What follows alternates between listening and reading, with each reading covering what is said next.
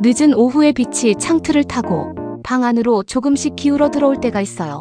유리창에 묻은 아주 옅은 먼지가 그 빛을 붙잡고 떠다니고 식어가는 차에서 올라오던 김은 어느새 보이지 않게 사라졌는데도 컵의 가장자리에는 아직 미지근한 온기가 남아있죠. 삶에도 그런 시간이 오는 것 같아요. 분명히 무언가는 지나가고 있는데 완전히 사라지지는 않았고 손으로 붙들 수는 없지만 몸이 먼저 알아채는 어떤 변화가 방 안의 공기처럼 조용히 번져가는 시간 말이에요. 어느 날부터 사람은 더 채우기보다 조용히 덜어내는 쪽으로 기울어요. 왜 그럴까요? 늙는다는 건 빼앗기는 일일까요? 아니면 오히려 오래 걸어온 사람만이 겨우 얻게 되는 분별의 시간에 더 가까울까요? 오늘은 그 물음을 따라가 보려 해요. 철학의 눈으로, 심리학의 언어로, 그리고 삶의 체온이 스민 우리의 이야기로요.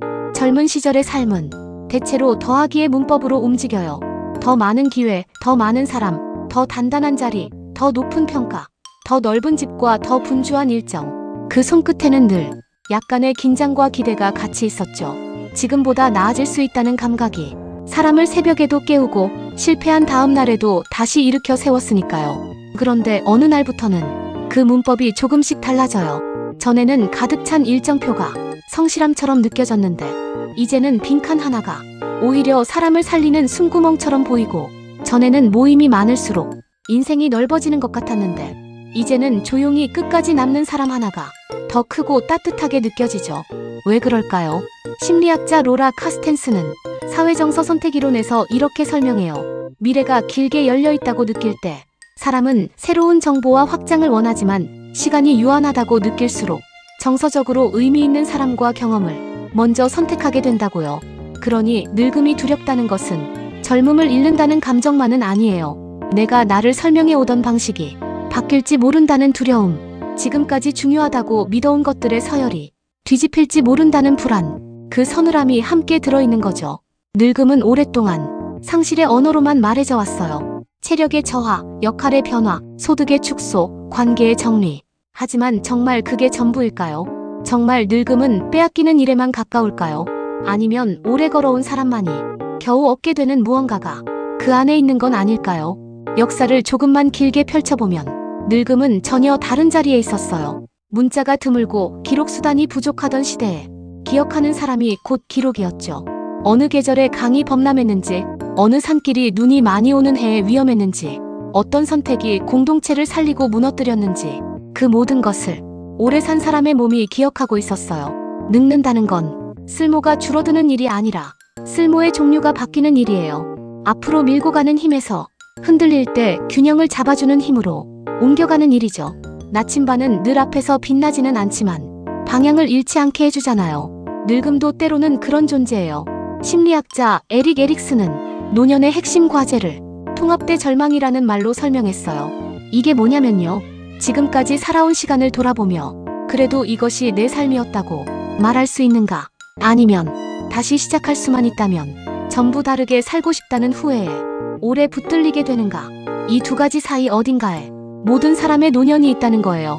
여기서 통합은 완벽한 인생을 뜻하지 않아요. 실수도 있었고 후회도 있었고 지키지 못한 약속과 지나치게 늦은 깨달음도 있었지만 그 모든 굴곡까지 포함해서 그래도 이 시간을 내 삶으로 받아들이는 태도, 그게 바로 통합이에요. 몸이 달라지면 삶의 철학도 달라져요. 예전처럼 무리해도 넘길 수 있었던 날들이 이제는 며칠의 피로로 돌아오고, 한 번의 수면 부족이 하루 전체의 표정을 바꾸고, 그러면 사람은 묻게 돼요. 왜 그동안 이렇게 살아왔을까? 왜 더 많이 해내는 것만 중요하다고 믿었을까? 몸은 늘 먼저 말하고 있었어요. 우리는 종종 너무 늦게야 그 조용한 목소리를 듣게 되죠. 좋은 잠, 무리하지 않는 몸, 마음을 놓을 수 있는 사람, 너무 많이 꾸미지 않아도 편안한 하루.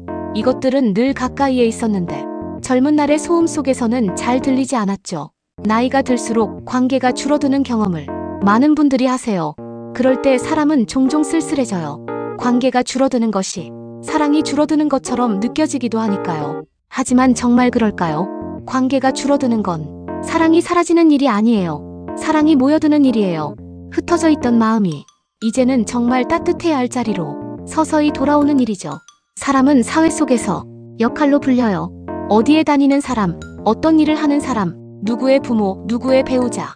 그런데 그 역할들이 하나씩 바뀔 때 사람은 이상한 공백을 겪어요. 분명히 시간이 생겼는데 왜인지 마음은 더 가벼워지지 않고 어디에 자신을 놓아야 할지 몰라. 복도 한가운데 서 있는 사람처럼요. 하지만 겨울의 나무도 잎을 다 떨군 뒤에야 가지의 모양이 더 선명하게 보이잖아요. 사람도 그런 것 같아요. 겉의 이름들이 조금 사라진 뒤에 비로소 자기 삶의 골격이 드러날 때가 있어요.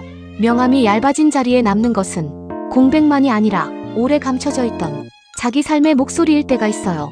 욕망도 달라져요. 젊은 날의 욕망이 불꽃이라면 나이 들매 욕망은 난로에 가까운지도 모르겠어요. 멀리서 번쩍이지는 않아도 오래 타고 깊게 데우고 사람을 실제로 살게 하는 열이 있죠. 반짝임보다 온기를 더 원하게 되는 시간. 그게 바로 나이 들미 주는 감각이에요. 철학과 종교는 오래전부터 무엇을 가져야 하는가 보다 무엇에 붙들리지 말아야 하는가를 물어왔어요. 불교는 집착을 고통의 중요한 원인 가운데 하나로 봐요. 모든 것은 변한다는 사실을 받아들이지 못하고 사라질 것에 끝없는 확실성을 요구할 때 사람은 괴로워진다고 말하죠. 그래서 내려놓음은 포기가 아니라 실상을 있는 그대로 보는 연습에 더 가까워요. 스토아 철학도 비슷한 결을 가져요. 통제할 수 있는 것과 없는 것을 구분하라. 내가 할 수 있는 것은 오늘의 태도와 선택, 판단의 방향과 행동의 품위 정도지만 완전히 붙잡을 수 없는 것은 타인의 평가, 시간의 흐름, 세상의 변덕, 몸의 모든 변화. 그런데 사람은 자꾸 자기 힘밖의 것까지 움켜쥐려 하죠. 왜일까요? 아마 잃는다는 사실을 인정하는 순간 자기 존재도 같이 줄어드는 것처럼 느껴지기 때문일 거예요. 하지만 정말 그럴까요? 정말 놓으면 내가 비어버릴까요? 아니면 오히려 놓고 나서야 내 안에 원래 있던 것이 보이기 시작할까요? 지금 우리가 내려놓아야 할 것들은 되게 눈에 잘 보이지 않아요. 모든 사람에게 좋은 사람이어야 한다는 강박, 끝난 관계를 계속 붙드는 일, 이미 지나간 시간에 대한 과도한 미련, 그리고 비교. 비교는 내 삶의 맥락을 지우고 남의 장면만 확대해서 보여주거든요. 완벽해야만 가치 있다는 생각도 내려놓아야 해요. 살아있는 사람의 하루는 원래 어수선해요. 삶은 완벽해서 존엄한 것이 아니에요. 완전하지 않은 채로도 끝까지 버티고 살아내기 때문에 존엄한 거죠. 오래 살수록 삶은 이상하게 단순한 질문으로 돌아와요. 누구와 함께 있고 싶은가? 어떤 얼굴로 하루를 마치고 싶은가? 무엇이 나를 무너지지 않게 했는가?